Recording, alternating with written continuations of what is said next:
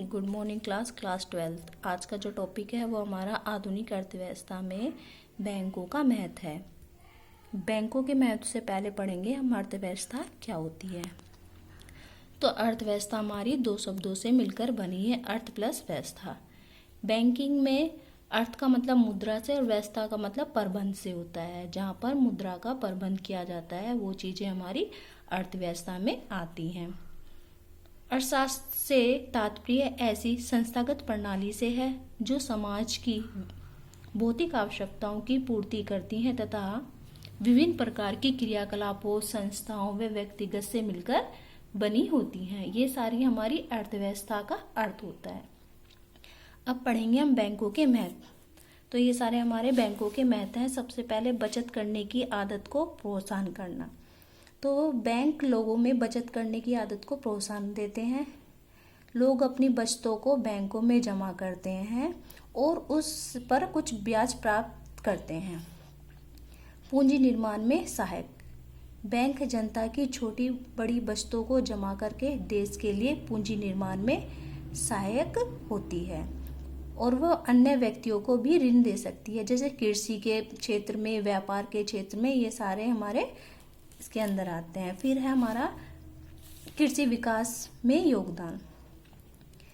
Bank किसानों को tractor, हल, खाद्य पदार्थ खरीदने के लिए आर्थिक सहायता प्रदान करती है। वह किसी भी प्रकार की खेती के लिए भी ऋण देती है। फिर है पूंजी और कुशलता का एकीकरण करना। बैंक ऐसे व्यक्तियों का धन जमा करती है जिनके पास व्यापारिक कुशलता व साहस की कमी होती है। वह उनके धन को उस व्यक्ति को ऋण के रूप में देती है जिनके पास पूंजी की कमी होती है पर साहस की कमी नहीं होती। इससे दोनों ही चीज़ों में लाभ होता है, उस व्यक्तियों को भी लाभ होता है और देश की आर्थिक उन्नति में वृद्धि होती है। अब है हमारा वित्तीय साधनों की पूर्ति में संतुलन। बैंक उन स्थानों के लिए विकास के लिए धन सुलभ कराता है जो आर्थिक दृष्टि से पिछड़े होते हैं, जहाँ पर मतलब किसी भी प्रकार की सुविधा वगैरह नहीं होती है। फिर है हमारा राजकीय आर्थिक प्रबंधक में सहायक। बैंक देश के लिए सार्वजनिक ऋणों का प्रबंध करती है। यह सरकार की आय व्यय पर भी निर्धारित होती है। नेक्स्ट है नैतिक वातावरण का निर्माण। ये जनता में ईमानदारी, विश्वसनीयता व ठीक समय पर काम करने को प्रोत्साहित करती हैं। फिर है आपका विदेशी व्यापार में सहायक। बैंक आय और निर्यात की आर्थिक सहायता प्रदान करते हैं तथा देश और विदेश में उसको आगे बढ़ाने में सहायक होते हैं। फिर है आपका मुद्रा प्रणाली को लोचदार बनाना। बैंक आवश्यकता अनुसार साख की मात्रा में कमी व वृद्धि करते हैं तथा अपने देश की मुद्रा प्रणाली को लोचदार बनाते हैं। नेक्स्ट है आर्थिक स्थिति का मूल्यांकन करना। ये सारी आपके पॉइंट हो गए। फिर हम पढ़ेंगे नेक्स्ट है ग्राहकों का समय और शक्ति की बचत करना। बैंक एक एजेंट के रूप में अपने ग्राहकों की सुविधा सेवा करते हैं तथा अपने ग्राहकों के लिए अनेक प्रकार की सुविधा जैसे ऋण देना, इस तरीके का काम करते हैं। धन का हस्तांतरण करना नेक्स्ट पॉइंट है आपका। बैंक देश के एक भाग से दूसरे भाग को धन सरलता से प्रदान करती है।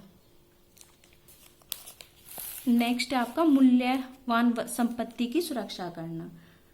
बैंक लॉकर की सुविधा भी प्रदान करते हैं जिसमें जनता अपनी मूल्यवान संपत्तियों को रखती है तथा चोरी वगैरह से बचा सकती है। नेक्स्ट है ग्राहकों की साख बढ़ाना। बैंक अपने ग्राहकों के संबंध में अनुकूल वितरण की साख में वृद्धि करती है।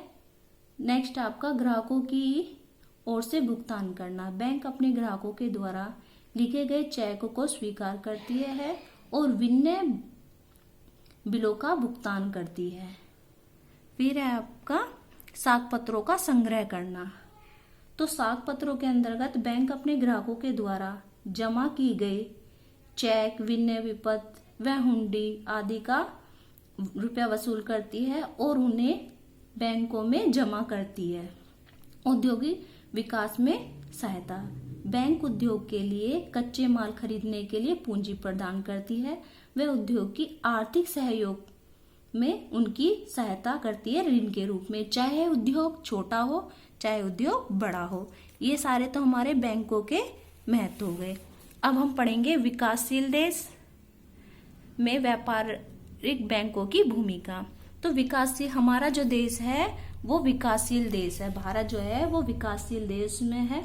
उसमें व्यापारिक बैंक लोगों से ब्याज पर जमा स्वीकार करते हैं और अपनी मित्रवता की आदत को प्रोत्साहित करते हैं। विकासशील देशों में लघु व कुटीर उद्योगों पर अधिक ध्यान दिया जाता है और इससे वे उन्हें ऋण देकर उनकी सहायता प्रदान करते हैं। तो ये सारे हमारे विकासशील देशों के कार्य हो जाएंगे।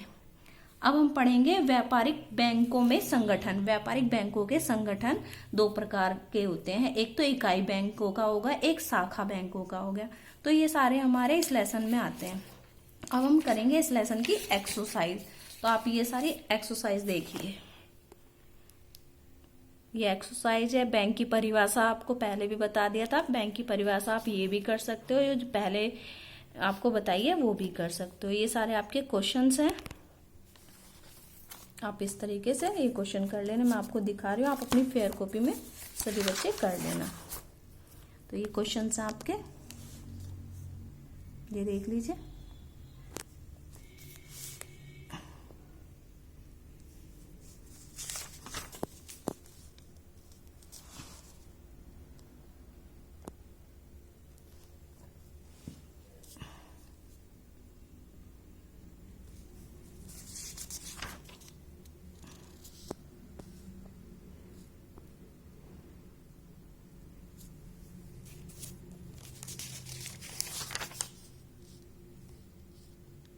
नेक्स्ट क्वेश्चन ये रहा आपका।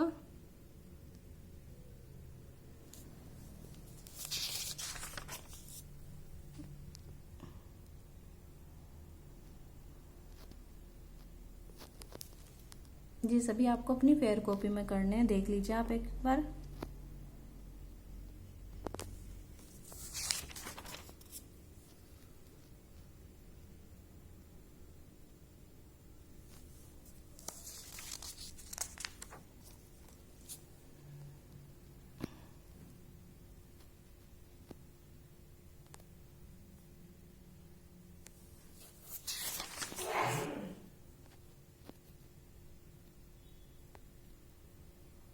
ठीक है, ये आपके सारे क्वेश्चन लॉन्ग हैं, शॉर्ट हैं, वेरी शॉर्ट हैं, सभी के निशान लगे हैं। आप सभी अपनी फेयर कॉपी में कर लेना ये क्वेश्चंस।